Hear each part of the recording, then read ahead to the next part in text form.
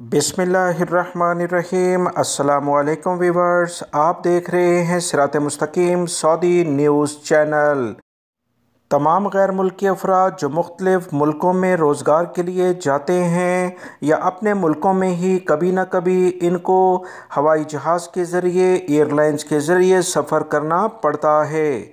एक ऐसा वाक़या इस वीडियो में आपसे शेयर किया जा रहा है जिसे जानकर आप हैरान रह जाएंगे। वाक़या कुछ यूँ है कि एयरलाइन जो कि फ़्लाई कर रही थी, अभी 1 घंटा उसे हो चुका था फ़्लाई किए हुए। इसी दौरान एक मुसाफिर अचानक उठता है और जहाज़ का इमरजेंसी दरवाज़ा खोल देता है।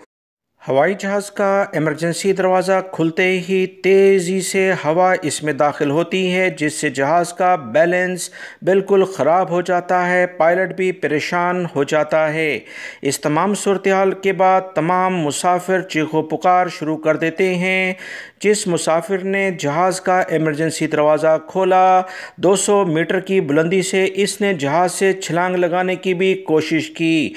मुसाफिरों ने अगर सीट बेल्ट ना बांधे होते तो तमाम मुसाफिर एक एक करके हवा के प्रेशर की वजह से इस दरवाजे से बाहर गिर जाते। इंटरनेशनल मीडिया में इस वीडियो को काफ़ी ज़्यादा देखा जा रहा है। जनूबी कोरिया में ये वाक़या पेश आया है।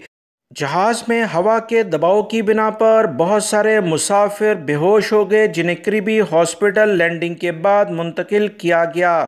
जनूबी कोरिया की एयरलाइन जो एक मुसाफिर से पूछताछ कर रही है जिसकी सीट इमरजेंसी दरवाजे के करीब थी, एयरलाइन के ओहदेदार ने कहा कि इमरजेंसी एग्ज़िट के करीब बैठे एक शख्स ने कहा है कि उसने दरवाजे के लीवर को छुआ था और इससे दरवाज़ा खुल गया। मगर पुलिस मज़ीद तहकीकात कर रही है कि क्या कोई ये दहशतगर्दी का कोई वाक़या है, क्योंकि इस तरह से एयरलाइंस में नहीं होता है।